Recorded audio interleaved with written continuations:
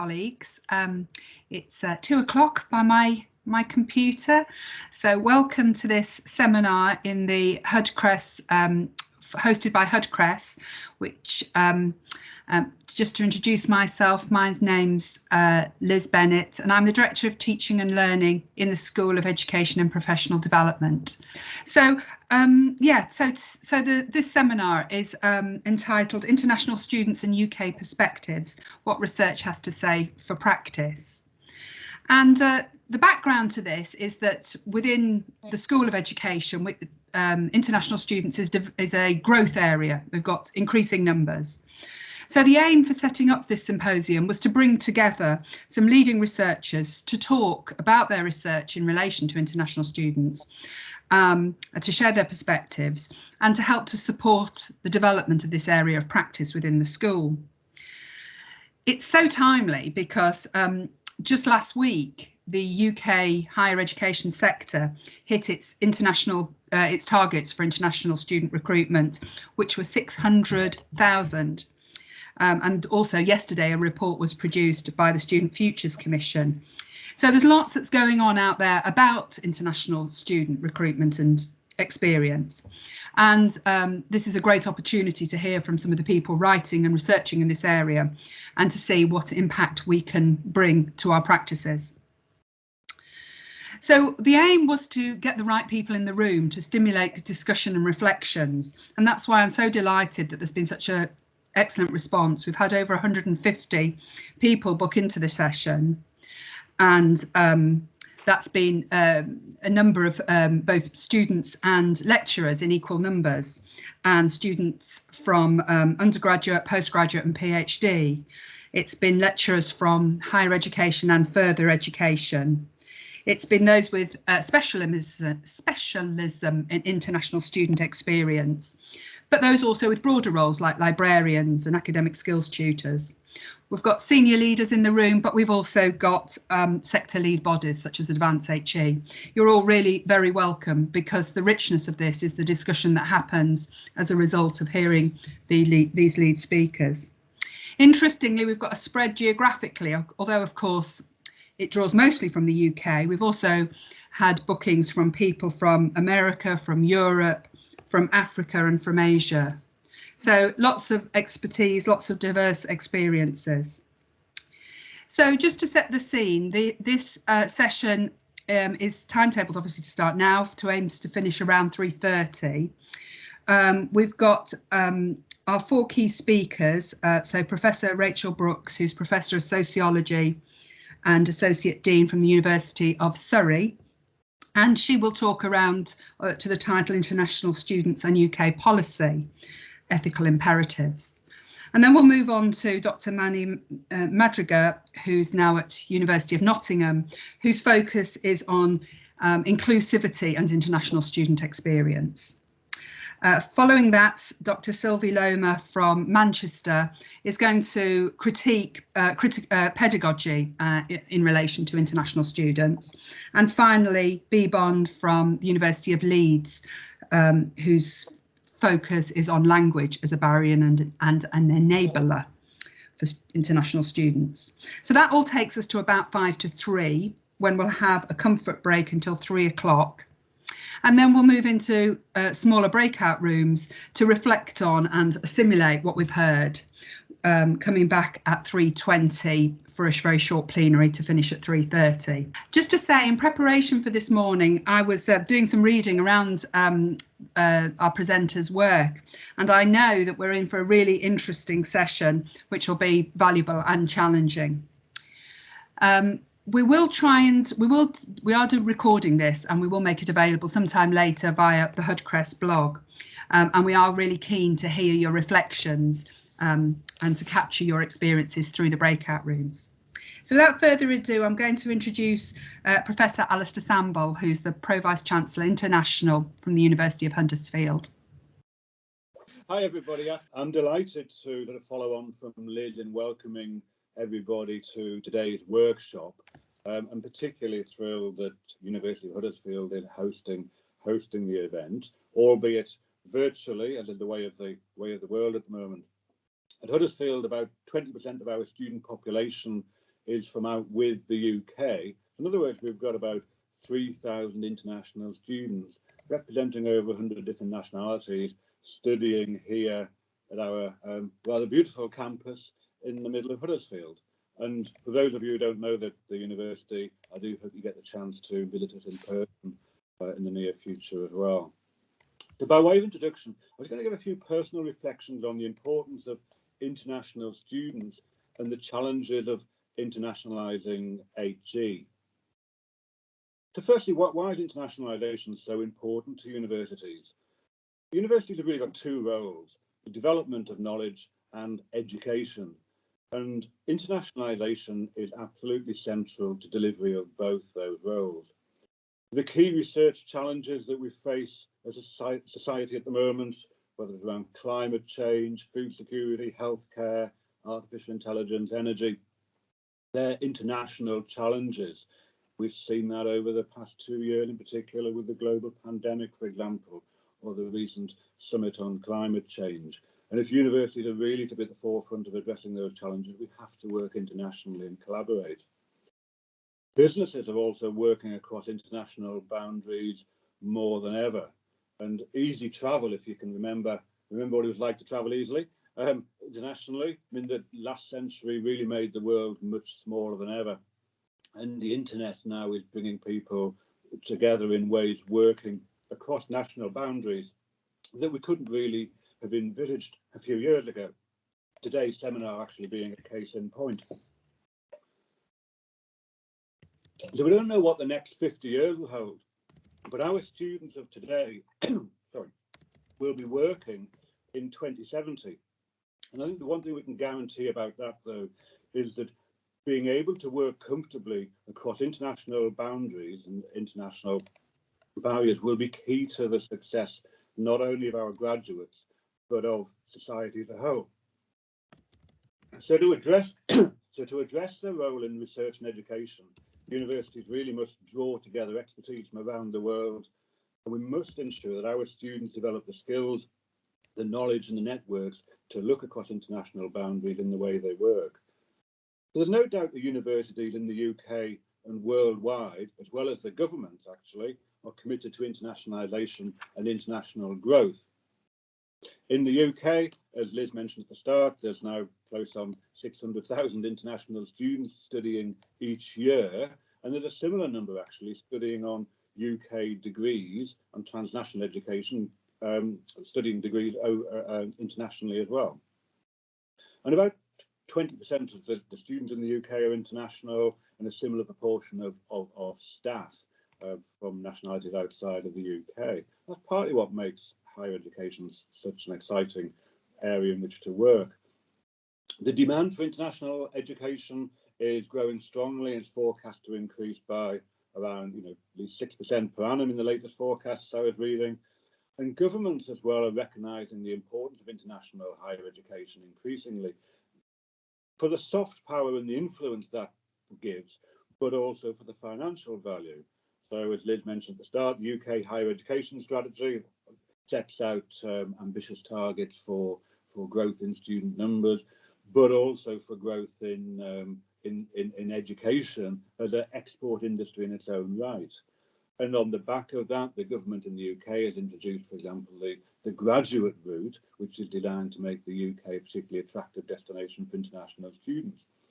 But the international higher education environment is very competitive, and many countries are actually positioning themselves as international education hubs, whether that's the United States or Australia, or countries like Holland in Europe, or Singapore in Southeast Asia, or Dubai in the Middle East, or Egypt in Africa. The government are setting out ambitious strategies for growth and for attracting international students and seeing the importance of higher education to their future prosperity of their countries. And of course, individual higher education institutions see the business as well as the academic imperative of growing and developing internationalization of the organisations. That's particularly important at a time when other growth opportunities are quite limited as well. So I think set out how important internationalisation is to the mission of higher education, both from a cultural point of view and from a business perspective, then I think there are some key challenges for me in how we translate that good, positive intent around what it means to be an international outward-looking institution and all the academic benefits that then brings, to how we translate that good intent into really internationalising the student experience and bringing those benefits to our students and graduates. So particular challenges that I think we face is how do we address true integration of students, particularly, for example, noting that many international students in the UK are here for less than a year. How do we make the educational experience a genuine reciprocal co-creation of learning, rather than perhaps a kind of one-way or sometimes colonial view of educational delivery? And how do we encourage, particularly probably UK students, to really think internationally and, for example, to travel outwards? So the new touring opportunities is a good example of that. How do we really encourage that outward-looking international thinking from UK-based students? So that's, I think, some of the challenges that we really face in terms of really capitalising on and engaging with that internationalisation agenda in a really meaningful way. But I'm very much looking forward to the presentations and discussions today as part of progressing that discussion and helping us as a sector to engage with that and move forward on that agenda around really truly internationalising our work. So thank you very much, and I look forward to the rest of the afternoon. Thanks, Alastair. And without further ado, Rachel, over to you.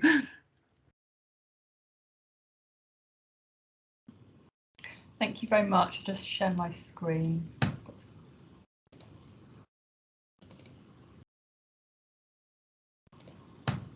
Can you see those okay? Okay, great. Okay, so I'll start. So thank you very much for inviting me to speak today. As Liz mentioned, my talk is about the ethical implications of UK policy in relation to international students. So I'm going to be drawing on themes from a book that I published with Joanna Waters last year. We've got one chapter on ethical issues in particular, so that's going to be informing my talk today. I'm going to start off from the position that ethics is important to education, and I hope you wouldn't disagree with that. Obviously, there are a whole range of different ethical theories, but I suppose at a very basic level, I'm interpreting ethics as a concern for other people and a deep respect for their rights and dignity. And I suppose this afternoon I want to suggest that although universities often display ethical statements very prominently on their websites and elsewhere in relation to both teaching and research, the way in which international students are treated in the UK often falls short of these espoused standards. And I'm going to focus on four main areas, but maybe there are others that you can think of too. So the first area is who goes abroad and who benefits from international student mobility. So in our book, we argue that over recent years, we have seen some considerable diversification of the socioeconomic backgrounds of mobile students. But nevertheless, those from more privileged backgrounds are still much more likely to be mobile. There has been some action in this area. For example, both the Erasmus Plus scheme and the Turing scheme have specifically tried to increase the numbers of disadvantaged students participating in short-term mobility. And the Sutton Trust, the charity in the UK, has tried to do similarly with respect to whole degree mobility. But I think there's still a lot to do. The profile of mobile students is still the differences between the representation of students from affluent backgrounds compared to disadvantaged is still very stark. And there's also very little discussion with respect to the profiles of incoming students at any level.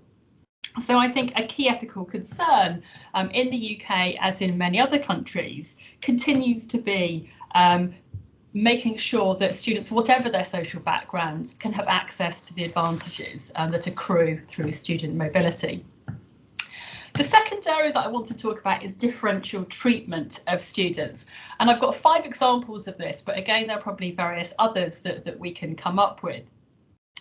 The first, I think, is perhaps the most stark, relates to tuition fees. Now, as you're probably aware, in many institutions, there's often a huge disparity between the fees paid by domestic and international students. Just one example to give you, Imperial College, if you're studying biochemistry in the current academic year, you pay £9,250 a year as a domestic student, but £34,500 as an international student. Now, I think the policy analysis around this would suggest that this increasing international student fees have been quite a significant means of mitigating cuts to public funding of higher education over the past few decades. Although often this isn't acknowledged within official explanations, which talk about domestic students having a cap on their fees and international students paying the full cost. And I think it's really interesting that there's very little discussion about this fee differential in the UK, even by the National Union of Students and even by academics, even within the academic literature too. The second example of differential treatment is paid work. As I'm sure you're aware, until very recently, in the recent policy change, it was very hard for international students to stay on to work. And even in the UK now, and in countries that where it's been easier to stay on to work, international students' experiences of moving into the labour market are often marred by racism. And Moskal has argued, for example, that because of this, in literature publicity about international opportunities, students are often misled about the future value of their qualifications. The third area of differential treatment relates to monitoring and surveillance. In the UK, international students on Tier 4 visas have had to have their attendance checked very regularly over the past few years, which Yuval Davis et al. Have called a process of everyday bordering, through which the kind of government's hostile environment policies have been manifest on university campuses. While some universities have rolled out these kind of attendance policies for all students, others have focused only on imposing them on international students, again, which I think has ethical implications. Secondly, with relation to racism and discrimination, obviously this is a wider societal issue in the UK, not something that we just see in universities, and also it doesn't affect all international students in the same way. I think those outside the global north suffer in particular. But again, we see links to policy where sometimes the statements made by politicians can affect the experiences of students. And there's been some interesting work that has shown the discrimination against Chinese students at the start of the pandemic and related that to kind of comments made by Trump and others about the coronavirus being a Chinese virus. And then finally, in terms of differential treatment, the ability to seek redress. Now, some scholars have talked about how international students fall between 2 regulatory regimes, are unable to be full citizens of either their host country or the country that they have come from. And also, because issues of equality are often articulated at the level of the nation state, international students are often excluded from such conversations. The third area I want to talk about is the construction of international students in policy texts. Now, I'm going to start from the assumption that policies aren't neutral texts. As Sylvie and various others have argued, they shape the ways we understand the world around us, and so can have quite a profound effect on how we view international students, amongst others.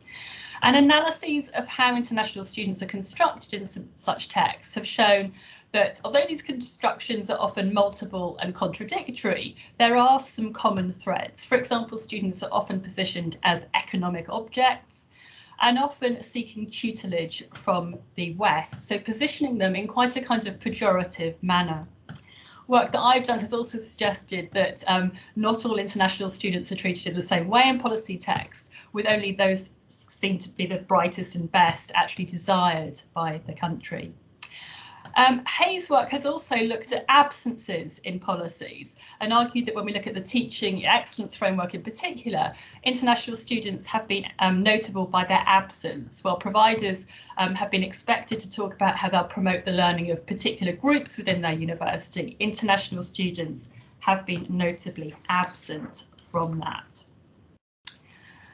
And fourthly and finally, I wanted to talk about inequalities between nation states, because I suppose what I've been saying up until now has focused very much on the individual level, but I think we can see ethical concerns at a broader scale too.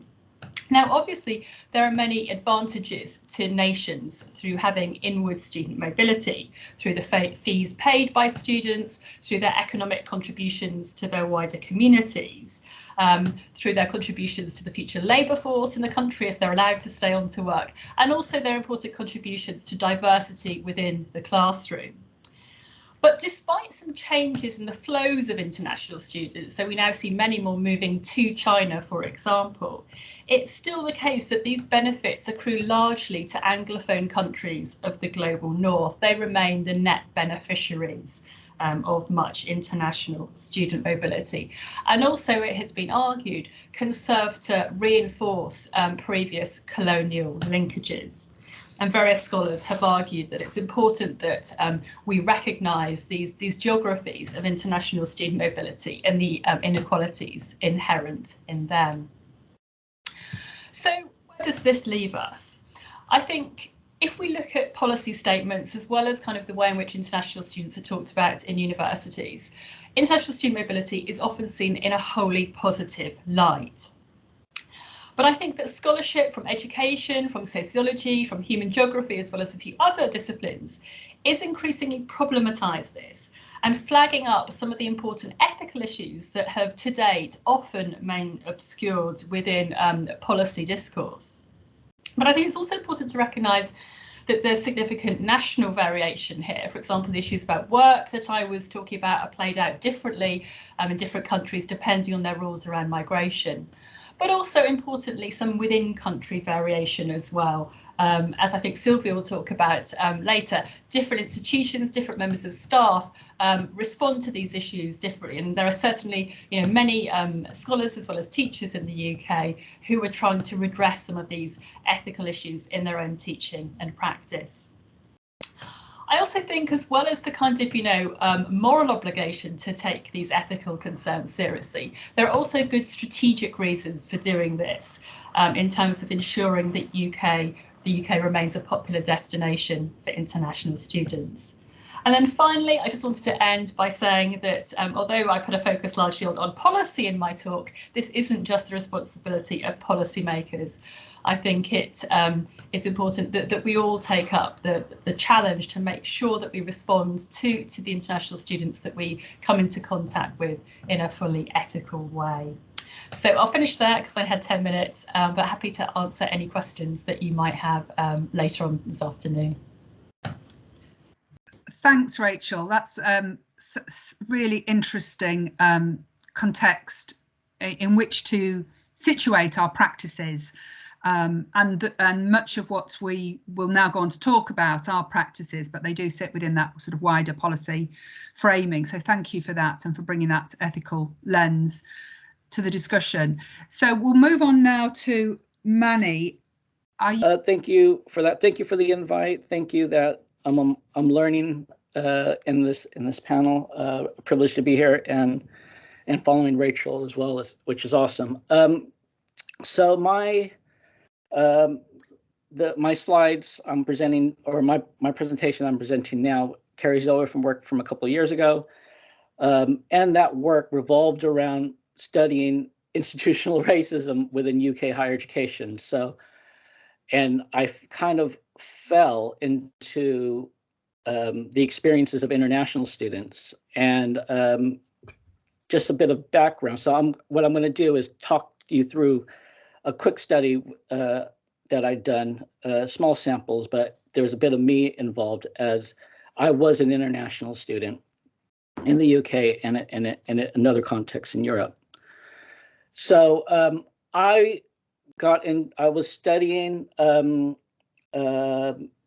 race inequality, particularly around achievement gaps between Black and brown students versus white students in a higher education institution in England. And what I did was I contacted the local student union to go and to meet up with their a BAME committee. BAME, the acronym is Black, Asian, Minority, Ethnic Students, to talk to me about some of the staff perceptions around teaching and learning to address race inequality within the institution. And what occurred was I got these students in the room from the student union, the BAME student committee, talking about race achievement and progression, and the majority of students in the room were international students. And a colleague of mine, Jacqueline Stevenson, she experienced this as well with a previous study about a decade ago, where she was studying race inequality, student experiences in the sector, because there's an emphasis, and now back to policy, as Rachel was talking about policy, the policy and statistics around race inequality in the UK, the dominant discourse has been around home students. It has been around domiciled students, quote unquote, domiciled students. And so anything regarding race inequity or race equality issues in terms of university access, progression and achievement, even obtaining graduate level jobs, all that discourse is around home students. It's never about international students. So when we talk, so in Jacqueline Stevenson's work a decade ago, even though she had international students in the room with her who wanted to participate in her project about about achievement and race inequality across the UK sector, she had to push their responses to the side and didn't include it as part of her study. And so when the students were in the room, I've said yes or no, and I said no. Let's investigate this. Why were the students a part of? Why is this significant? Why is this important? And just looking at the literature around international students in Western and the global North context, usually international students in education, and it's echoed in the work of Sylvie as well. Is this perception of cultural deficits, such as the reason why they're not achieving as much in higher education is because of their cultural deficits or language competence, and that's why they're not achieving. And a lot of these statements within the discourse in higher education when it comes to race inequality is echoed. So this is a shared thing. This is like international student experience, the international students and the racialized students of home student experiences that I've done work in. It's similar in how staff and universities throughout the sector responds to these inequalities. And so what my question, the question I'm pursuing here is what, so we know that home students experience institutional racism within the sector, but when it comes to that, how come we're not talking about international students, the non-domiciled, for instance? So I mentioned that the dominant discourse around race and race inequality is related to home students. It's never about international students, and I cited Jacqueline Stevenson's work on that. But because my work is centered on race, I took it upon myself to go, okay, these students obviously are in the room with me. Let's have a go, and let me get their stories. And so I centered my analysis on their responses using critical race theory as a method. And I'll read this out. The lived experiences of racialization have led us to adopt critical race theory as a method from Daniel and Tariosa. One of the key tenets of critical race theory emphasizes the centrality of experiential knowledge. This knowledge is considered a strength, which draws explicitly on lived experience of people of color. By including such methods as counter storytelling, which I am attempting to do with you now, family history, biography, scenarios, parables, chronicles, and narratives. And I guess the most important bit is the sharing of stories, as argued by Daniel and Tara, challenges white privilege, rejects notions of neutral research or objective researchers, and exposes deficit-informed research that silences and distorts epistemologies of people of color. So when I talk about the international students that came into the room, they were brown and black students. So obviously there's a hierarchy. The way that I presented the work, or the way that I will storytell this work to you in the next 5 minutes, is I use what we call in critical race theory, I use composite characters, and it's used in narrative inquiry as well, if for those who are not familiar. And it's a way to, so I created 2 composite characters, one composed of, I had some staff perceptions of teaching and learning, how to address race inequality in the classroom and pedagogy and all that. And I use my own we use our own biographical experiences as well. And then from that group of students who came into that room that day, I created the character Jonah. So there's Serge and Jonah. Serge is I would tell you, is a composite character, a postgraduate student, PhD student, international PhD student, who's studying in a higher education institution. He's sitting in a cafe. And Jonah is a Malaysian undergraduate student, and he's running as a sabbatical officer to represent BME student interest. All right, so these are the 2 characters. This is the scene I put. It's in a cafe, and I am disseminating findings. All right, so the composite characters. The reason why I'm using it, it protects the identities of individuals or groups who might otherwise be easily identifiable, and it allows me and them to speak more freely and present a cogent picture of personal and collective experiences. So here's Serge. So the next 3 slides is a narrative, but they reflect my findings from the work. So Serge, as the sole person of color in his department, he begins to reflect on the everyday conversation with colleagues in corridors and exchanges in departmental and board meetings. While there's an acknowledgement from the university and the sector to address race inequality and achievement, it has not been addressed as an item in any departmental meetings, general lack of awareness. He's frustrated by this lack of recognition, given the huge presence of students of color in his lectures and the seminars. He never wanted to raise the issue himself out of fear and anxiety, because he wants, as any international PhD student like myself, wanted secure, permanent, full-time employment, and doesn't want to jeopardize his future opportunities. And then going on, remember, we're talking about the achievement gap, but the international students are in the mix as well. And when I read this next quote, this may resonate and may be captured in the following presentations. Sentiments expressed by his colleagues, by Serge, suggest that change has to begin with students themselves, so more of a deficit with the students coming in, which Serge finds frustrating. He's reminded of how race inequalities and achievement gets explained away with staff anecdotes and observation of BME students isolating themselves. They form little silo communities, they do not integrate, they are culturally disconnected with what goes on in the classroom.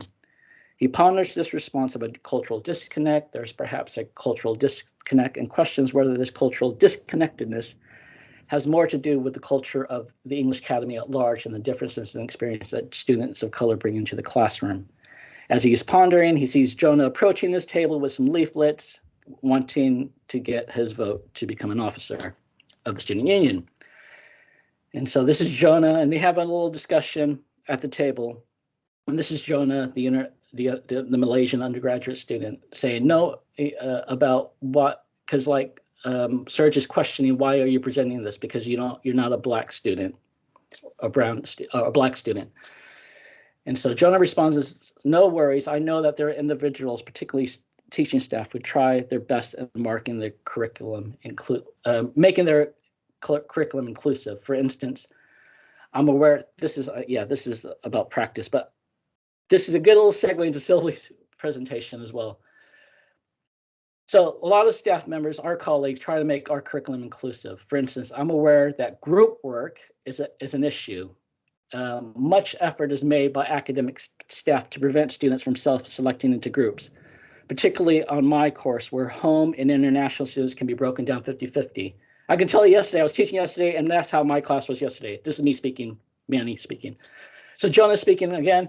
Many of my tutors actively encourage integration and make attempts to prevent silos and cliques within that classroom. However, when mixed groups are chosen and students meet up to decide group leader, there's always a tendency to select a home white student as a leader. It is unfortunate, but it is evidence of the extent of racism embedded within our classroom. There is a deference to the authority of one who can claim white skin privilege. This is the last slide I will share with you as I dovetail to Sylvie's presentation. But I guess one of the things is for the most important bit is this idea of racism that experienced by international students, which Rachel mentioned earlier. But the voices that emanate through this presentation hopefully can convey that it is important, and there's no reason why the sector, the university regulator, should account for that, because it doesn't account for that in any of the statistics in terms of KPIs and what have you throughout the UK sector in terms of the institutions. And so this is one way to counter that dominant narrative, and this was my attempt to do so. And yep, that's the end. And if you have any questions, I'll look forward to addressing them as time flies by. Thanks, Liz. Yeah, thank you, Manny. Thank you for bringing that student perspective and that sort of lived experience, and for capturing it through the lens of critical race theory. And thanks, Sylvie, for sharing Manny's paper, which, as I say, is a really interesting read. So thank you for both of those contributions. And over to you, Sylvie, looking at practice. Yeah, thanks, Liz. So I've been just adapting a little bit what I want to say as I've been listening to Rachel and Manny. Great. So I want to focus today on the results of a Society for Research in Higher Education funded project that I did with my colleague, Dr. Jenna Mittelmeier, and to focus particularly today on the deficit narratives that we identified in a pedagogic study and how those manifest as well in research approaches. So I'll be brief in talking about the discursive context, because I think Rachel's really covered this emphasis in policy narratives that emphasize the economic value of international students and the media discourses that present international students as a threat to quality. What we see really as the main counter narrative is the idea that international students' value is also to offer intercultural learning to the benefit of home students. But as Manny has just highlighted, intercultural learning doesn't happen organically in diverse learning environments, even where teachers are intentional about, for example, manipulating group work to have a diverse group. And diverse learning environments don't happen organically in demand-driven marketization. In my own context, for example, we have well over 90% Chinese students on our international postgraduate courses. That is not what most people mean when they talk about a diverse group of international students. I will try to unpack that a little bit later on as well if we have time. There's a huge amount of academic literature on international students. Kuzhabekova identified over 2,300 in their recent systematic review, which is a very good read. But it often situates student experiences as individual and doesn't look at how they're structured by institutions and discourses in the policy context that Rachel has outlined and in the pedagogic contexts that Manny's composite quotes have highlighted. Instead, we get concepts of cultural adaptation and assimilation, which are still very dominant, although the terminology is shifting. And that focuses on placing the responsibility for adaptation exclusively on the students and avoiding any effort at reciprocal adaptation, which would be the ideal intent of an internationalized environment, would be mutual adaptation and change to establish the best of all possible worlds. Alternative concepts like academic hospitality, reciprocal adaptation would argue that we could achieve that. So what we set out to do was a two-stage project starting with a systematic literature review to identify approaches to pedagogy with international students that were constructive, epistemically positive, ideally decolonial, and to look for concrete pedagogic practices that would be, inclusive and ethical and sustainable, with evidence of successful implementation in internationally diverse student groups. So we excluded deliberately reading lists. So a lot of the literature on curriculum internationalization starts with the reading list, which is very understandable, but we specifically wanted to look at teaching. So in the classroom, at that point, we were looking at face-to-face teaching only. That got nuanced later. We don't need to go into the COVID situation at this point. But we really failed with this endeavor because there isn't a lot of pedagogic literature with findings that one could transfer. The reason is a lot of articles lacked detail, depth, breadth of scope, methodological rigor, and critical understandings of internationalization. They also reproduced a lot of deficit narratives of students, situating them as lacking skills, struggling with critical thinking, with confidence, the ability to speak and participate verbally, even where the authors were clearly committed to internationalization in the classroom. And so we did wonder whether this was often down to the demands of publishing and to the implications that we get from peer review, this pressure to problematize an innovation or an adaptation in the classroom space, and whether this was not something the authors would necessarily have chosen. But I do think that demonstrates, as Rachel was highlighting, the power of a discursive environment in which policy is a particularly dominant force that pushes us into using frames that reinforce this language and this concept of deficit.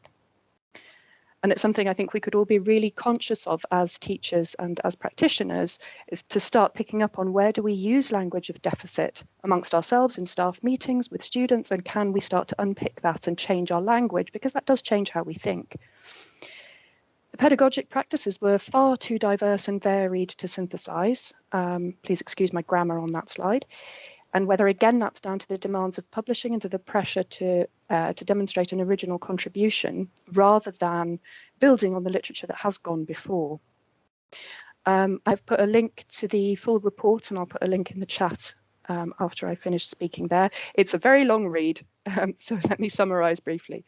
The second stage of the project, we interviewed 45 lecturers across the sector in the UK. This was during the COVID pandemic, so we did get some insights into the challenges and opportunities of that adaptation as well.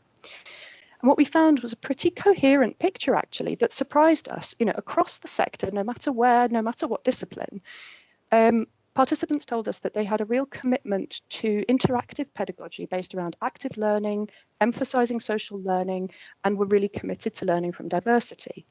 They were really challenged across the board, again, by a lack of time, incentive for pedagogic innovation, massification, rising student numbers. You know, one person talked about how at the start of their career, they were teaching 20 students in a classroom, and now they're teaching 200. Your pedagogic approach has changed completely at that point. And innovations for internationalization within departments are often seen as soft or compromising on quality and standards. It's very challenging to push back against those narratives and demonstrate that, for example, alternative assessment regimens can be equally as cognitively demanding when there are certain normative expectations around, for example, the traditional essay. There's also a focus on disciplinary research as having higher value than pedagogic scholarship, and that can even be the case in education departments. So despite being committed to internationalization, as most of our participants were, and we can talk about sampling bias if we like, but deficit narratives still crept in. At times they were giving voice to the opinions of their colleagues, and sometimes this was unconscious, that the repetition of these established discourses was very hard for participants to extricate themselves from. And there's often an explicit commitment to a nationality blind teaching approaches. So people saying, I teach the same no matter who's in the room. This is the best approach. This is what we do in the UK. These students have come for a British approach. Rachel mentioned the idea of international students positioned as seeking tutelage, and I think that's exactly what I'm highlighting here. But one participant expressed this really clearly and talked about humanizing pedagogies, that it's important to individualize all students, and particularly international students, and to avoid stereotyping them and reducing them to what can often be a racialized stereotype. And I wanted to highlight in particular that some of these practices are colonial. So teaching and learning practices are socio-culturally, historically mediated in the British context. That means inevitably aspects of our established practices are colonial, and we have to fess up to that. But we often don't get the time and opportunity to engage in that critical reflection, and we're certainly not incentivized to do it. So when lecturers implied that they didn't need to change their practices because that's already the best, this is what we hear, is that colonial defense of a best practice. And I want to particularly highlight 4 practices. I really can't go into detail, but just as a stimulus for thought and discussion in the breakout rooms later. Things that are problematic, or that came up as problematic. Discuss the reading, so the open-ended seminar, assigning typical academic essays with no scaffolding or support, completed projects in groups with other students from different countries, as Manny highlighted, the notion of intercultural group work, which relies on stereotyped assumptions of knowledge being conveyed in international students as vehicles, which fails to acknowledge the diversity inherent in every individual's experience. And for students who come from China, India, Nigeria, some of our biggest recruiting countries, those are huge and ethnically, linguistically, and economically diverse countries. And as I suspect B will be picking up on after me, there is also a tendency to delegate language and generic skills support to central services and to avoid engaging with the extent to which language use in disciplines and in departments is localized and situational. Again, that's a complex issue, which I appreciate, for example, STEM colleagues might struggle with, but it is also what we know about language, that it is situational and contextual. And all of these create ethical challenges. So the deficit narratives around international students' vocal engagement comes up when open-ended seminars fall flat. Alternatives include scaffolding, intentionally designing seminars, for example, with structured engagement opportunities, with opportunities to engage through anonymous online supplements, such as a Padlet or an in-class text messaging option. Incorporating alternative assessments, such as employability skills, can help to unpack the implicit knowledge around things like academic writing. And standards and criteria can be developed that move beyond the mode of communication. And when it comes to group work, my challenge would be whether it's necessary to base high stakes assignment work on demographics, and what does that imply? If you make it essential to the completion of an assignment that you have to have a diverse group of students, you're assuming something about the knowledges that those students have brought into the classroom without checking it first, and just by relying on a national stereotype. So do visit our website. Again, I'll put the link to the chat. We are happy to solicit case studies. If you think you do something that isn't colonial, we would love to hear about it and to share it. But we do have a problem in terms of the current pedagogic literature, because it lacks the ability to synthesize, to create an evidence base for doing things differently. Our data suggests that mostly what we are doing is applying a one-size-fits-all assimilationist, colonialist pedagogy that fails to live up to the possibilities, the emancipatory, anti-oppressive possibilities of internationalization. And I've said here that we may be failing international students, but given the ethical tensions that Rachel raised at the beginning, in conjunction with the attainment gaps that Manny highlighted with regards to Black and ethnic minority students in the UK, but which also applies to international students, we are failing international students. Instead, I would hope we can all be aspiring to pedagogies that are anti-racist, anti-oppressive, critical and humanistic, and that we need a strong evidence base for that, premised on rigorous methodologies. But our current approaches to researching international students' experiences and the structures that frame those experiences lack ambition and lack the potential for critical social change.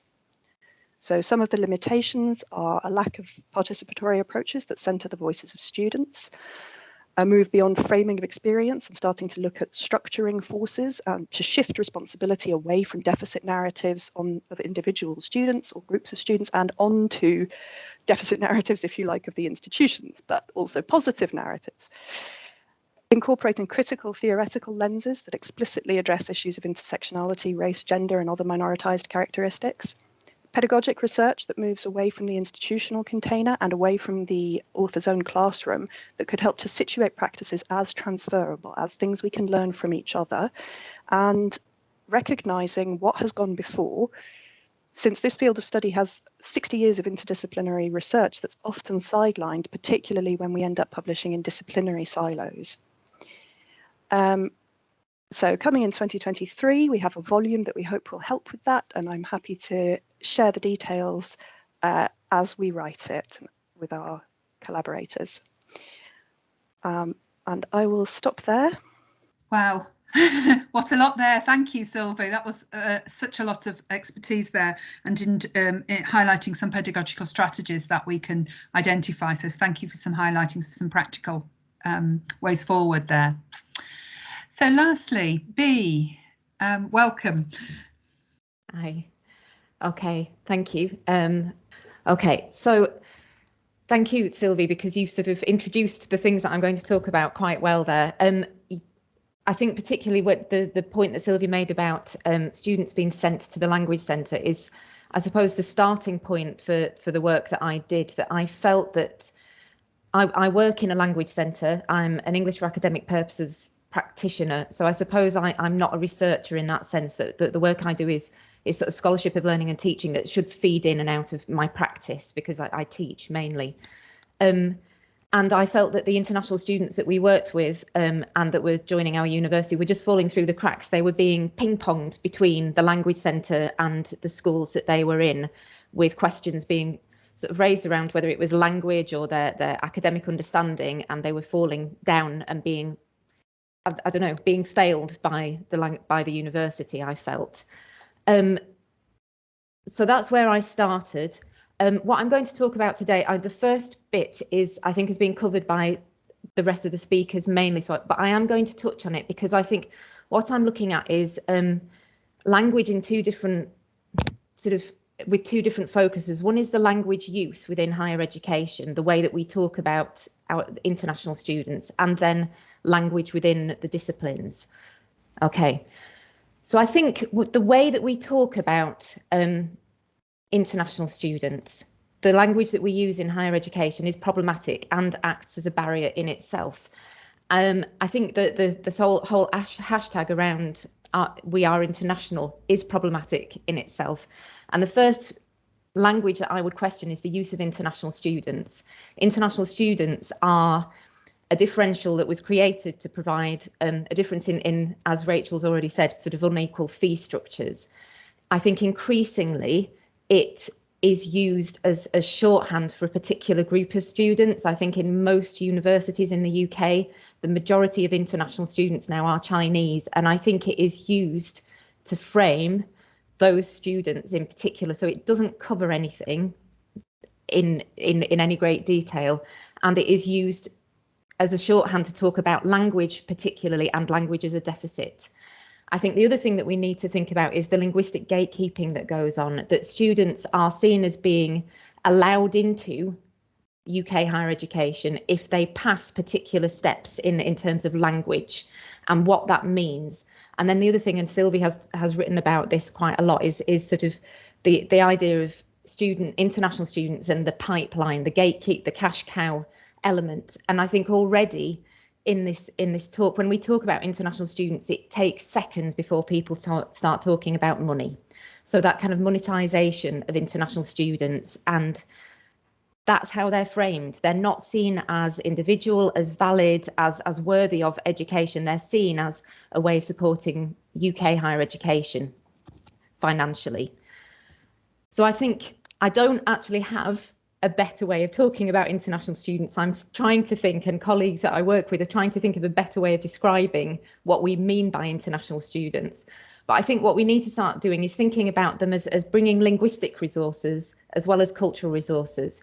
We need to start thinking about, if we're talking about having international higher education in the UK, it needs to be multilingual in reality as well as in kind of pretense, in sort of it's a nice idea. So that linguistic resource needs to be seen as something that we try and harness. So students are enriching the university through their language as well as bringing the culture. And it does become difficult because it's difficult to manufacture this and to get all students involved in this.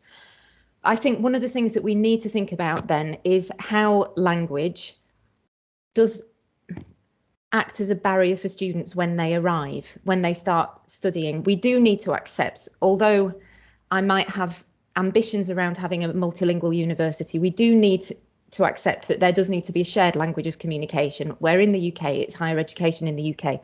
So it is likely that that is going to be English.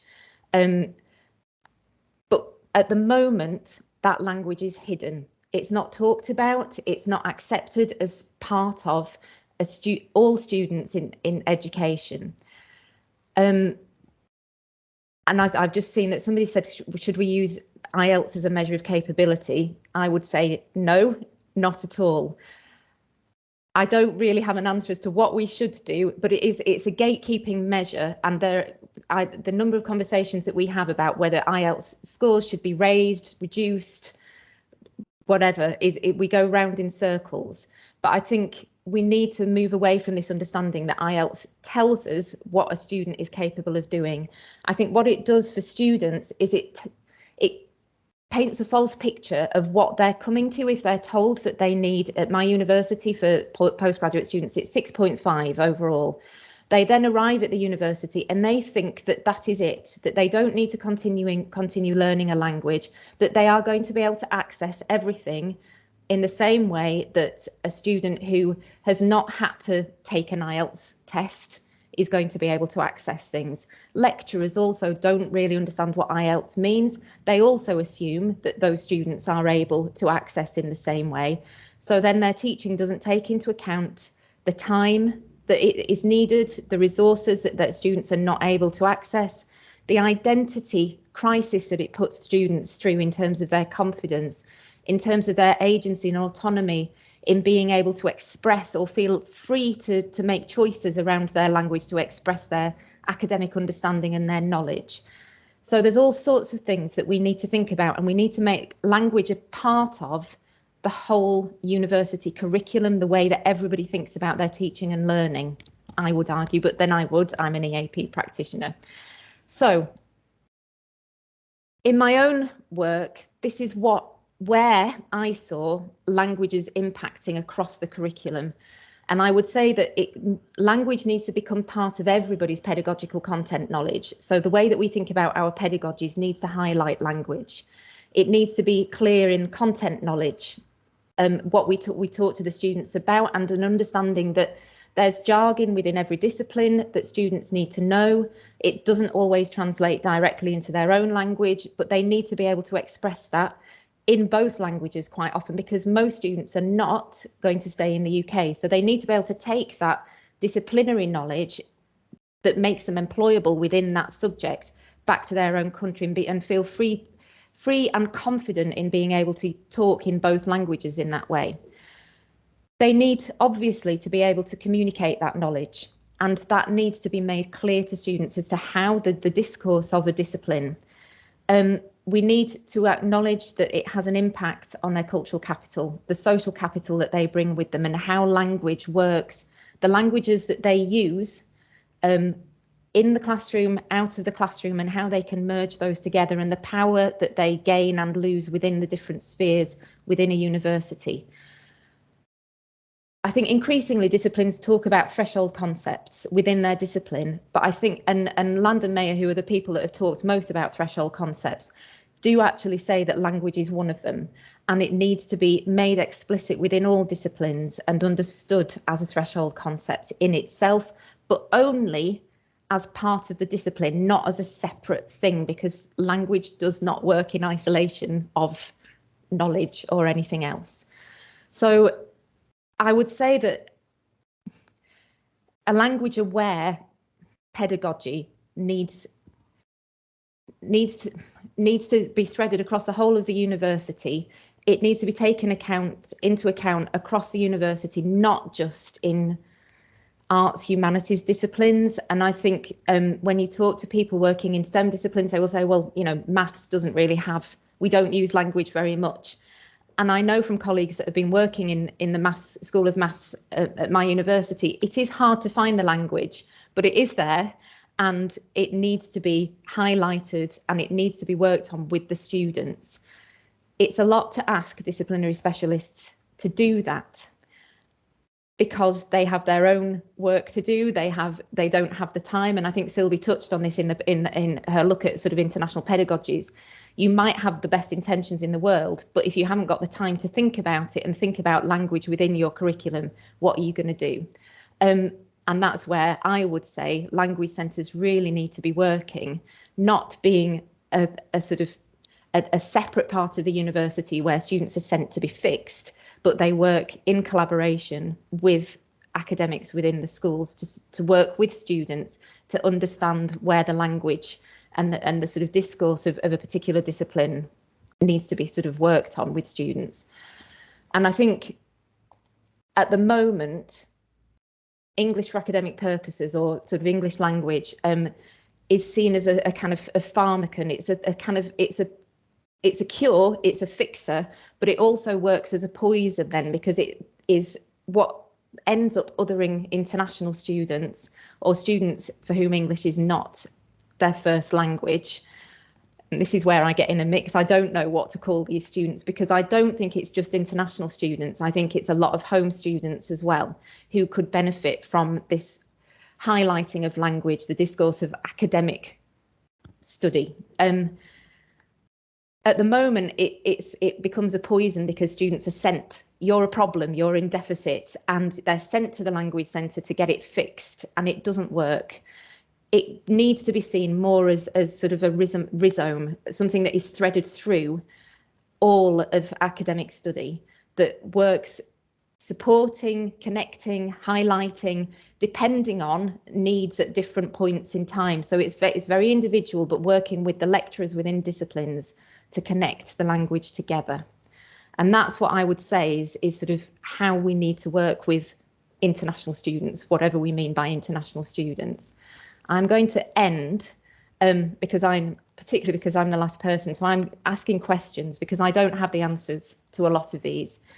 So I think we need to think about these questions in particular, how we change the language around international students. Is international students the right term? If anybody's got a better term, I'd love to hear it. What does it mean and what does it imply when we talk about international students? How do we move away from this paradigm of linguistic deficit?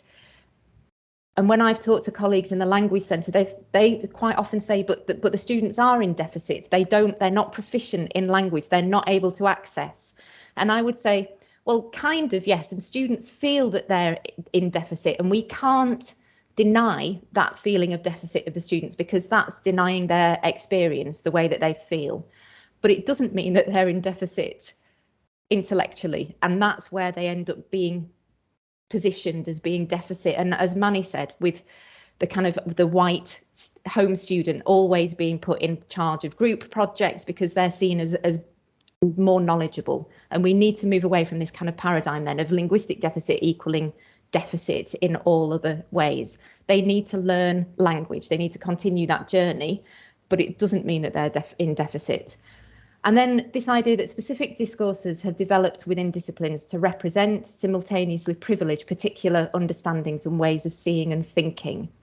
But at the same time, visibility and audibility comes from the degree to which speakers sound like and are legitimated by users of the dominant discourse. So how can we help all students to be seen and heard? And I think we need to think about that in this sort of area as well. And then how do we make our universities truly multilingual and encourage conversations about language and make language visible and fascinating for all involved? And I will stop there because I've already gone over the time.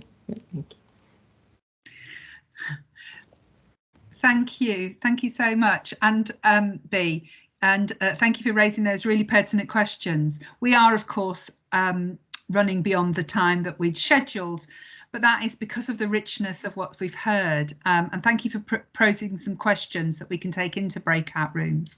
So thank you very much to our 4 guest speakers for taking the time today to set out some of their thoughts based on their work, which has really been really illuminating and follows a really nice narrative, I think, through from policy through to practice. Thanks very much for your contributions, and thanks to the facilitators for the support that they've offered this afternoon, and hope to catch up with you at another seminar sometime soon.